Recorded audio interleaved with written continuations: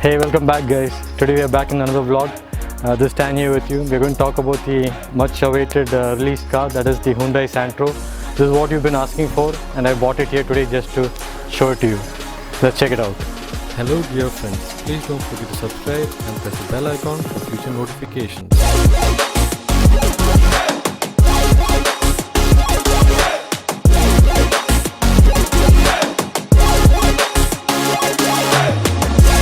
As you can see, this is the car, this is how it looks. Halogen bulbs in the front, fog lamps below.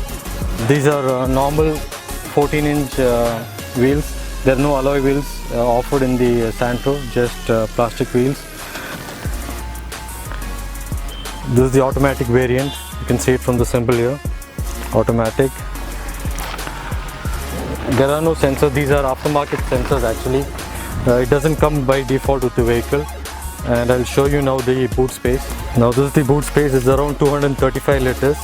It's lesser than the Tiago, which is around 242 liters. Now this is the engine. It's a 1.1 liter 4-cylinder, 68 bhp and 99 Newton meter torque engine. There's a lot of space obviously in the engine bay. It's actually again much lesser in power compared to the Tiago, which is around 84 bhp and 114 Newton meter torque. And also the power to weight ratio, the Tiago is actually a bit higher. It's around 90 bhp per ton, while this is just around 78 bhp per ton. Yeah, as you can see, there's ample room behind the Santro. There's enough leg room, there's enough headroom, and it's really good behind the Santro. The front seat is adjusted to my driving position, and even then I have ample of space behind.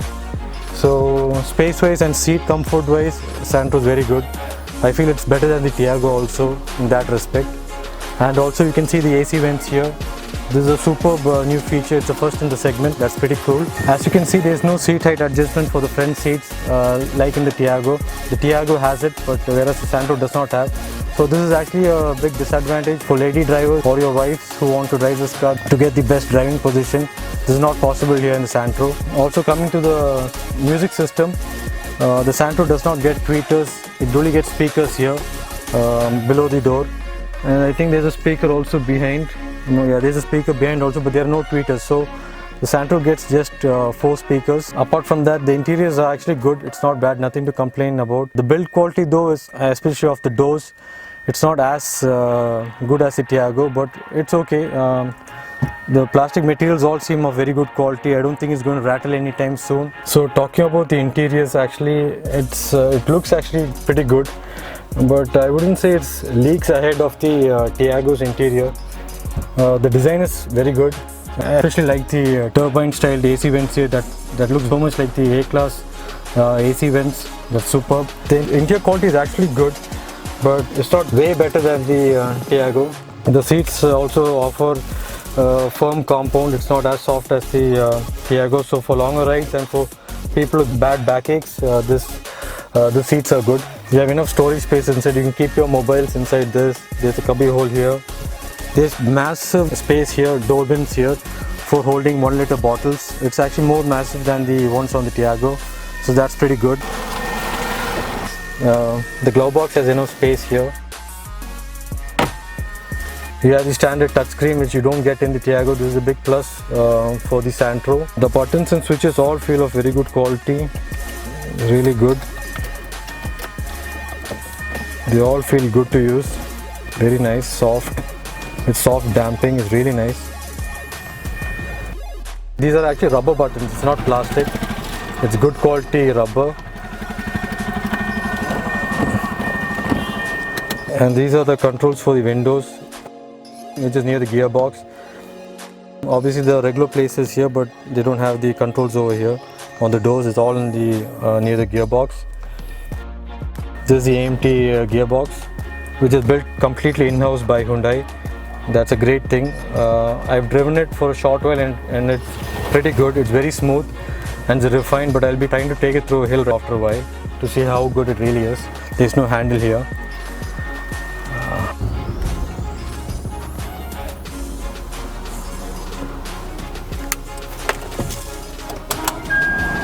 So guys, we are actually driving the Santro AMT right now. This is my driving impression. Actually, the ride quality is pretty good. It's as good as the Tiagos. There's really nothing to complain about. Very good, very spacious cabin. The car is really good. I'm really impressed by it. Also, this car actually doesn't have seat height adjustment and steering wheel adjustment for reach or rake. But really that does not matter, because my wife actually tried driving the vehicle and she actually didn't find any problem with this seating position and driving position. Oh man, the suspension is really comfortable. It's really very good. I'm really impressed with the Santro. So the window buttons are actually all in the center, so that could be a little inconvenient, but it's nothing that you can't get used to. You can easily get used to it. The responsiveness of the AMT gearbox is actually pretty good. Although it is down on power, the response is very good. There's no lag, and this is actually the advantage of building this gearbox in-house by Hyundai and not getting it from a third-party vendor. It's pretty good. This is actually a pretty bad road, and just see how the Santro handles it. Very nice. The suspension is very good. Ride quality is also pretty good. It's as good as the Tiago's. Very impressive ride quality from the Santro. It's amazing. It's as good as the Tiago. Also, the engine is actually pretty responsive. Even being down on power to the Tiago, it's very responsive. And also being an AMT gearbox, Hyundai have actually really tuned it pretty good. I'm not finding any of the lag that is found on the Tiago or other regular AMT vehicles. It's instant response low down. There's actually around 2000 RPM as you can see here, but still the response is good. Oh man, the suspension is really good on this vehicle.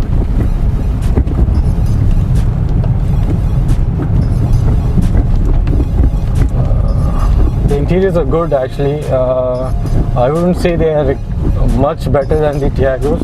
Obviously, it looks much better because of the beige treatment here. The beige that they've used actually gives it a more upmarket feel, and that is usually done by Hyundai in all their cars.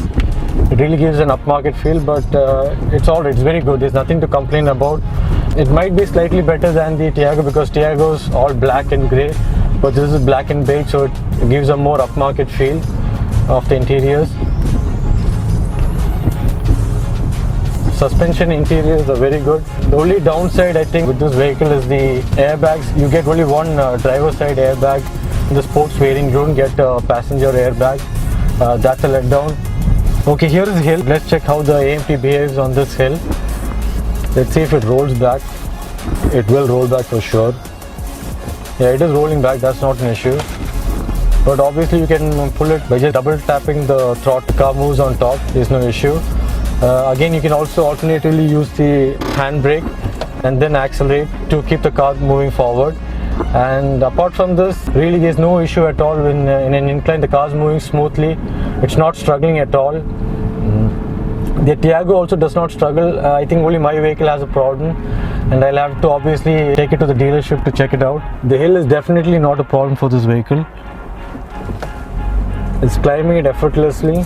They have a touchscreen audio system, but it does not have the rear camera or sensor, so that's another downer with this vehicle. Just to keep the prices down, they don't have an airbag, they don't have a rear parking camera, but obviously you can get all that as an aftermarket fitment. It's not an issue at all. We're going to try climbing this hill again just to see how it performs. To see how the gear and RPM shift exactly. So this is actually a very steep hill, okay, and we are going to see how the Santro performs over this hill with air condition on. Let's go. It's around 2000 RPM, first gear. Excellent, excellent. There is no issue at all. 2000 RPM at 20 kilometers an hour, first gear. So smooth, so smooth. The gearbox is really smooth. It's very nice. It rides well. The interiors are good. It has enough space. There's really nothing to complain about with this vehicle. So I'd like to take this opportunity to thank Mr. Subin and Mr. Azhar from Pothin's Hyundai Trivandrum, because of whom this review was possible. I'll provide the contact details of both of them in the description below so that you can get in touch with them for further inquiries. Now concluding, how does the Santro fare against the Tiago? In many departments, the Tiago and the Santro are standing neck and neck. with each other, and that's saying a lot about the Tiago from the Tata brand. So the features that are actually available in the Tiago AMT and not available on the Santro AMT are: it has the alloy wheels, it has an excellent 8-speaker Harman music system, it has a cool glove box, it has rear parking sensors, it has a passenger airbag, and it also has a driving sport mode. Plus it also has the steering wheel and the seat height adjustment option, which is not available on the Santro AMT. And if you see what all are better on the Tiago compared to the Santro AMT, the ride quality is actually slightly better. The build quality also feels slightly better in the Tiago. So the steering feedback is actually better on the Tiago compared to the Santro. Also the boot space is slightly better on the Tiago compared to the Santro. Now if you see the Santro AMT, it also has features that are not present on the Tiago, like the rear AC vents and the touchscreen infotainment system, which obviously does not come with the Android Auto or Apple CarPlay or the rear parking camera. The things that are actually better on the Santro are cleanly tuned AMT gearbox. Then it also has slightly better warranty terms than the Tiago.